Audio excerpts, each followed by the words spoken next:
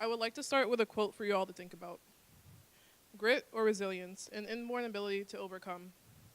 This semester, I interned at One Goal, Massachusetts, an education nonprofit that seeks to increase post-secondary college access.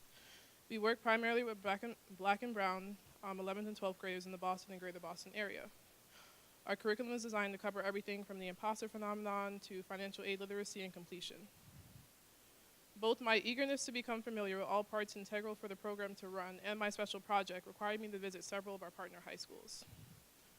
For my special project, I interviewed 14 fellows on their educational experiences prior to high school, prior to One Goal, and their current One Goal class. Fortunate enough to be an alumna of both Harper Youth Scholars and the Stepping Stone Academy Hartford, I received a full scholarship and attended a private boarding school for all 4 years of my high school education. I had not set foot into a public school for 6 years, and it took me back. The casual lounging of students in the hallway, lack of faculty and staff, teachers or guidance counselors playing 1, 2, 3, or 6 roles in the schools, the uncomfortable and petrifying presence of white security officers in mainly black and brown educational institutions, outdated history textbooks, some not even featuring Bush Jr.'s second term, and the very contagious feeling of indifference that plagues our urban public schools. Several of our partner high schools are currently in turnaround. This simply means that these schools have been told that their students are underperforming and thus need to go through a transformative phase and meet benchmarks to not be deemed as a high-need school anymore. Where do me and my internship fit into this?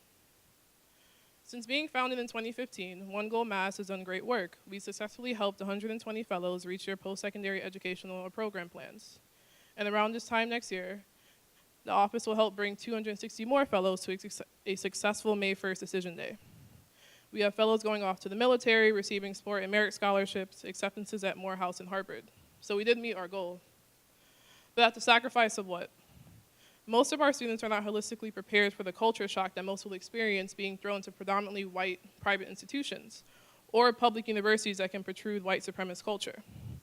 Aware but not sure how to effectively navigate the rocky relations in our partner high schools and the lack of chances to dive deep into our fellows' current position or role in the white savior industrial complex, or how their black and brown identities will be affected and dissected in their post-secondary programs and universities.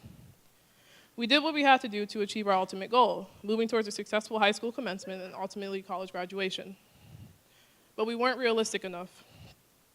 Realizing this reminded me of my 13-year-old self being thrown to a campus that had only a 13% student of color population at the time. I experienced various racist acts, being stereotyped and having microaggressive acts committed towards me and fellow peers, but we did not possess the knowledge or language to reply to these actions. With this, I commend our fellows for their innate ability to counteract the personal, social, and educational issues in their lives. And I call on One Goal and education nonprofits in general to be realistic with their scope of actions and plan well, so that our future fellows, scholars, students from marginalized identities can go off to institutions with relatively proper knowledge of their identities and how they are externally viewed and constructed regularly. Thank you.